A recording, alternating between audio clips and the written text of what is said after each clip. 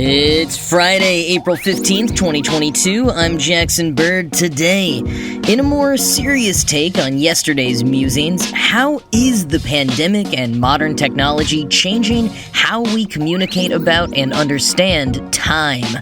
Plus, speaking of time, why do Passover and Easter sometimes occur so far apart from one another? Let's talk about the messy world of human-constructed calendars and natural cycles. And that startup trying to slingshot satellites into space has officially booked a test launch with NASA. Here's some cool stuff for your ride home. Well, since yesterday I joked a bit about the words that we use for time and how Wired contributor Paul Ford suggested we might update some units of time to better reflect our strange new world, I thought perhaps today I'd dig in a bit more seriously to that same notion. Sociolinguist Anne Delaney recently expounded on chronemics and how our nonverbal language of time is shifting right now. Chronemics is, quoting Delaney in JSTOR Daily, the study of the relationship between time and communication. Through the lens of chronemics, we can examine why time appears to have a different essence at, well, different times. End quote. Chronemics can refer to verbal and nonverbal communication about time. Verbal communication can include some of the unique grammatical ways that we refer to time in English. Phrases like running out of time and carving time out or putting time in. These are all phrasal verbs that can trip up non-native English speakers. Time can also drag. It can fly. We're very expressive about time. And like humans always have, but as is particularly iterative on the internet, over the last couple of years, we've come up with even more creative ways of expressing our relationship into time. In particular, people have played with how the pandemic has seemed to make time pass in very strange ways. Delaney gives examples of how we kept referring to dates as March 42nd when we were well into April, or the classic Blur's Day. But the way we perceive time goes beyond words. Quoting Delaney, as we understand and measure time in limitless ways, we use it to communicate in as many frames and contexts. Commuting, school drop-offs, train schedules, pregnancy months, New Year's Eve countdown seconds, the moments among weapons firing in a war, the spaces between notes of a song and movements in a symphony. So little and so much can happen in 10 seconds. Some years seem like a blink, and others seem to move like mercury. Whose grandmother did not say, time goes much faster when you're old, and whose child does not ask, are we there yet? We may drum our fingers on the table or wiggle our feet, signaling impatience at the passage of time, or awaiting someone's arrival. In a line or a queue, and depending on the country, we might look around to make sure we're in the fastest line, or that no one has cut in front of us. Pointing at our watchless wrists with questioning eyebrows and shoulders, we can, even silently, ask a stranger what time it is. End quote. But, Delaney points out, so much of that changed at the start of the pandemic. So many of those ways we understood or communicated time didn't exist anymore. No more commutes or school drop-offs or regularly recurring business trips, and they were replaced by other newer tasks, like remembering to have a mask nearby. Perceptions of things were changed. A line that stretched around the block wouldn't actually take as long as that visual input used to mean, because now everyone was standing 6 feet apart. Delaney writes, quote, all these new inputs seem to actually quicken our daily pace. Furthermore, concurrently, yet paradoxically, they caused a sense of overall slowness to emerge from a density of new demands. In addition, the dismantling of what was normal and the repositioning and prioritizing of balance and routines now described as remote, hybrid, a blend of in-person and virtual, or school back in unmasked session, we've had to relearn, readjust, or redefine what our former markers of time used to dictate. End quote. So part of the challenge now, it seems, is how frequently things keep changing. Not just that big changes happened, but that the world is continually transforming in ways big and small as we evolve our responses to the different phases of the pandemic. And there's another way the pandemic has altered or at least exacerbated one way that we view time, by pushing all of us online more in our communications. Chronemics, again, is the study of the relationship between time and communication. And when we're talking about nonverbal communication in the realm of what Delaney calls computer-mediated communication, or CMC, stuff gets really interesting. When you say something to someone face to face, you have a wealth of nonverbal markers that help you interpret what they mean, their facial expression, body language, tone of voice, etc. But when you send a text message and wait for a response, you don't get those same clues about why a response might not be coming. There isn't an absence of clues completely, though. We've adapted to other nonverbal communication cues in messaging, timestamps, read receipts, or on some apps, when the person was last online, or if they have notifications paused. Those markers are analogous to the literal stamps put on letters by postmasters centuries ago, marking when a letter was sent or received. Back then, it was expected that a response by mail would take several weeks. Now, while text messages can be instantaneous, there's not exactly an expected time period in which one should or might receive a response, and the nuances therein are often guided by the relationship between the communicators or social cues present. Now, other nonverbal cues might include emoji use, punctuation, etc. Quoting once more, "The new digital postal service provides yet another opportunity to reflect on time and how we use and talk about it at the very moment it is being redefined. Our nonverbals are reappearing and presenting themselves apace with unmasking and in-person communication, a real and present shift for all. The skillfully textual, the socially awkward and agile, the introverted and extroverted, the traveling and more homeward bound, all of us moving fast and slow." End quote. And though Delaney is drawing on an established academic field of study here, I think it all matches Paul Ford's more satirical piece I shared yesterday. It's not just the pandemic or just technology that is drastically shifting our perceptions of time and communication right now. It's both and more.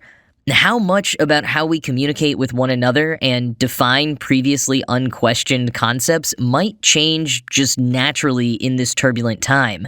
And what might we elect to change if we decide to seize the opportunity for some major overhauls?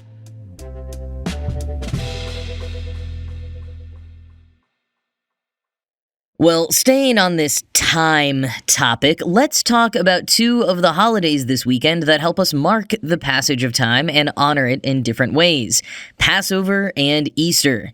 Passover, the Jewish festival celebrating the Israelites' exodus from slavery in Egypt, begins tonight, running through the 23rd, and Easter, the Christian holiday celebrating the resurrection of Jesus, is on Sunday, although Holy Week has been ongoing since Palm Sunday on the 10th. And even though they are both springtime observances that share several things in common, they don't always overlap. In fact, sometimes they can occur quite a ways away from each other. Robinson Meyer, who published an explainer of why this is in The Atlantic a few years ago, notes that 15% of the time, Passover and Easter actually fall a full month apart. Now, here's the basic answer that Myers gives initially. Quote, "There's a basic misalignment between the Christian and the Jewish festival calendars. Both holidays are supposed to fall on or near a full moon in the spring. Passover always begins on the 15th day of the Hebrew month of Nisan. Because the Hebrew months are pegged directly to the lunar cycle, the 15th day of Nisan is always a full moon. For a time, early Christians used the Jewish calendar as a reference, celebrating Easter on the first Sunday after Nisan 15. But at the First Council of Nicaea in AD 325, the Church decided to set its own date for Easter, independent of the Jewish reckoning. And today, most Christian communities celebrate Easter on the first Sunday after the first full moon after March 21st. But sometimes this full moon isn't the same as the Jewish one." End quote. And there's the deeper layer of that answer. Both calendars are using lunar years, but lunar years are not the same length as a solar year, and not even all solar years are the same length. So religious calendars can seem a bit off, and really so much of how we try to wrangle time is kind of off thanks to our use of solar years. Maybe we should just switch to those non-solar techno definitions from Paul Ford that I shared yesterday. It would certainly be easier than what I'm about to lay on you. So physics professor Benjamin Dreyfus explained to Meyer that the Hebrew calendar, which uses lunar months, only adds up to 354 days, if there are 12 of them. And given that a solar year is 11 and a quarter more days than that, the Hebrew calendar would become super out of sync over time if they just left it as is. And since Passover is supposed to be celebrated during the springtime, that would eventually be a problem. So 2,000 years ago, the rabbinical court would occasionally decide to add an extra month to the calendar, based on if it was springy enough once the month of Nisan was approaching. And if they were all still wearing their North Face jackets and cursing the unmelted snowbanks on the sidewalks, they'd add in that bonus month. Eventually, around the 3rd century, they got a fixed calendar that puts that bonus month in 7 years out of every 19. Dreyfus notes that while this mostly works, the Hebrew calendar does drift about 1 day later than the solar one every 200 years, and there isn't currently a mechanism in place to correct that. But drift also affects the Gregorian calendar, the one used by most of the world these days, including Roman Catholics and most Protestants, but not the Eastern Orthodox Church. They still use the Julian calendar, so all of their holidays are on slightly different days. They won't be celebrating Easter until April 28th. But the Gregorian calendar usually calls for 365 days in a year. But as the solar year is actually 365.2425 days long, we have to add in leap days every 4 years. That mostly keeps us in sync, but not completely. Quoting Meyer, "The Gregorian calendar still requires regular tweaks by hand. There is still a high rabbinical court of sorts that adjudicates the Gregorian calendar every year, deciding whether it should be adjusted to better match reality, except today the court is staffed not by rabbis, but by physicists. No solar year, remember, is the same length. Thanks to tiny wobbles in the Earth's orbit, some years are a second or two longer or shorter than others. So every year, the International Earth Rotation and Reference Systems Service announces whether to add a leap second in order to align Earth time with solar time. The United States officially opposes this practice." End quote. A previous article Meyer wrote explains that the US opposes adding leap seconds basically because it's such an obscure thing that a lot of programmers don't know about it, and therefore the code for a ton of companies doesn't account for it. And when you start to think about entire network failures, that does start to become a problem. And this already causes issues on occasion, but I guess the fear is that it would cause even bigger problems if we officially adopted the addition or subtraction of leap seconds. Not adopting them, as Canada, China, and Britain have at least in the past, means that we will eventually shift further from that solar year. So, for example, in about 1,000 years, the sun will be directly overhead at 1 p.m., not at noon. But by that time, we may have adapted. Dimitrios Matsakis, then the chief scientist for time services at the U.S. Naval Observatory, gave Meyer a really great example. Think about Geoffrey Chaucer and his Middle English writing in works like the Canterbury Tales. You know, "Wan that Aprila with the shora sota, the drought of March hath pursed to the rota, and bathed every vein and swish liquor, of which virtue engendered is the floor." My AP English teacher made us memorize that, and it's been stuck in my head ever since. But the point is, unless you specialized in Middle English, you probably don't know what I just said. And that's fine. As Matsakis says, we all understand that language, technology, and the value of money change over time. But we may need to also understand that our perception of time itself will change over time as well. Quoting Meyer's distillation of Matsakis' point, "We understand language to be one of those systems that has shifted imperceptibly over the centuries. In 600 years, when scholars translate texts from before the 21st century, they'll just know that, in addition to translating or annotating monetary values so they make sense for contemporaneous readers, noon needs to become 1 p.m. End quote. Kinda wild to think about. And I mean, I thought this was the sort of thing that the Time Variance Authority from Loki was supposed to keep in check for us. But the point is that all of these slight variances in the lunar year and the solar year, and trying to map those on top of each other and map those on top of instructions from ancient sacred texts and cultural norms, makes for an ever-changing, even if imperceptibly, challenge. And that is why Passover and Easter don't always coincide. But a couple of fun Passover headlines for you before I conclude. First, Vice President Kamala Harris and Second Gentleman Doug Emhoff will be hosting a Passover Seder at the White House this evening, becoming the first known second family to host a Passover Seder. Emhoff, who is Jewish and is the first Jewish spouse of a U.S. president or vice president, hosted a virtual Seder last year. Now, the first family to host a Passover Seder, aka the first official White House Passover Seder, was hosted by the Obamas in 2009 and every subsequent year that President Obama was in office.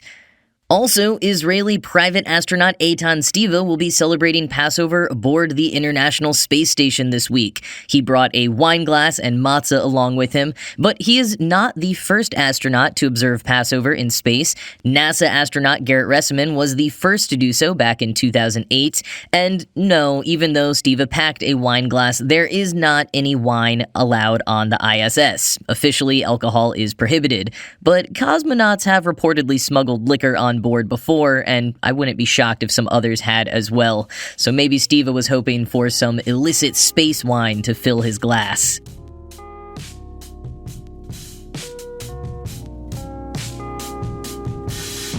So a while back, I told you about SpinLaunch, the startup that's trying to design a new way of launching satellites and other non-human containing payloads into space that would use substantially less fuel. The giant yo-yo-looking structure uses a rotating arm in a vacuum chamber that spins progressively faster until it shoots the object out of a tube at 1,000 miles per hour. Well, even though it seemed like a bit of an offbeat idea for years, SpinLaunch has just secured an official test with NASA.